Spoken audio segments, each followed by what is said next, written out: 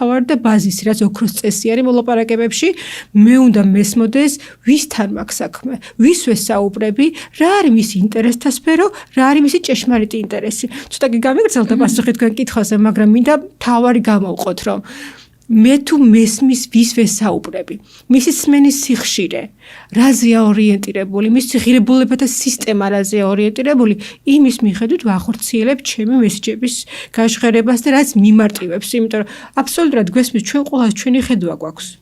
ამიტომ მე თუ აპრიორი მაქვს რაღაცის მიუღებლობა, რაღაც მიმართ გაღიზიანება, რაღაცის მიმართ უფრო მჯერა და მწამს.